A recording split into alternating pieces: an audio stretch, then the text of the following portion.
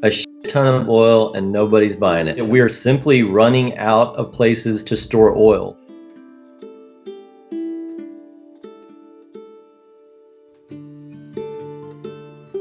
Boomtown.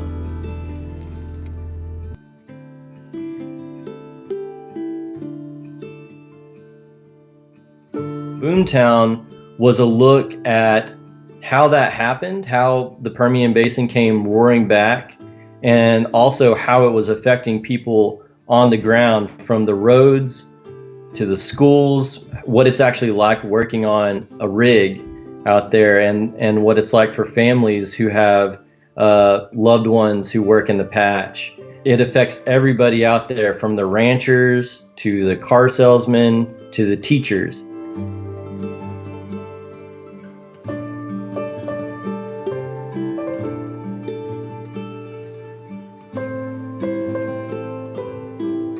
Very few people know really anything about it or what goes on out there and how it affects the global economy, our geopolitical strategies, and just every time you go fill up at the pump.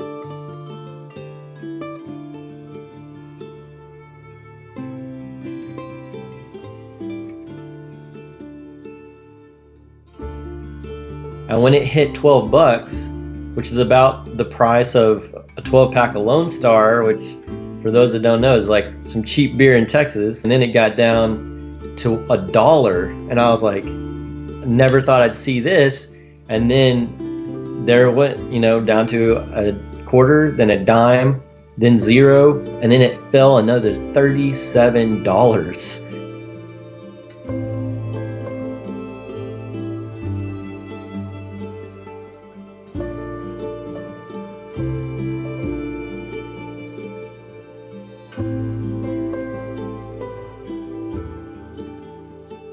A shit ton of oil and nobody's buying it. We are simply running out of places to store oil, in pipelines, in commercial storage tanks, even tankers, the ones out on the ocean are right now just circling the waters with all this oil on there and no place to offload it because the refineries are full, because no one's buying their gasoline, no one's buying their jet fuel.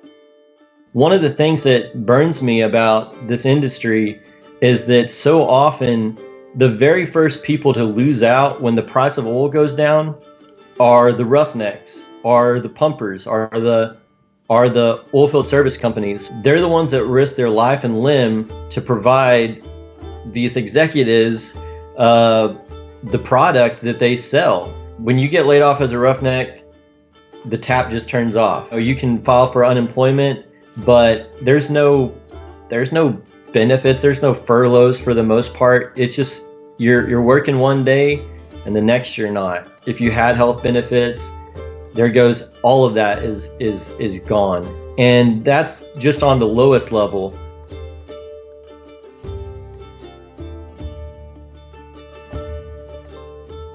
A state like Texas, when they do their state budget, what they're partially doing is they're looking at what oil is going to do for the year, and they make predictions. Usually they try to be fairly conservative about their predictions on what the price per barrel is going to be so they can form their state budget. Well, when oil goes from $55 a barrel or 60 to negative 37 or 15, those state budgets are now completely obsolete. So what they might have been planning for social welfare programs, for education programs, those are suddenly severely underfunded.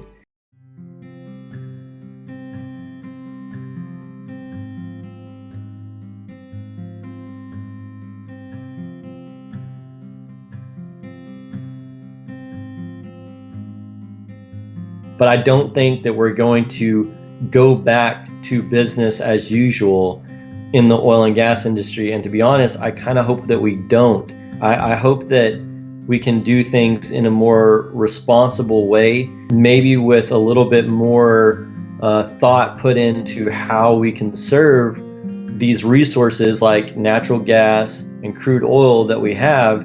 While there is opportunity here for a divestment in fossil fuels and a transition to more renewables, we also shouldn't lose sight of the fact that there are 10 million oil and gas workers across America whose livelihoods do depend on fossil fuels in some ways.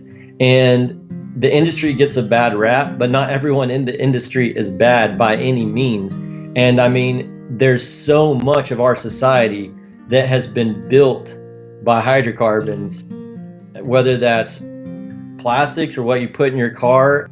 It's easy to point fingers at the industry, especially when they've had not a great record of environmental stewardship and even economic stewardship.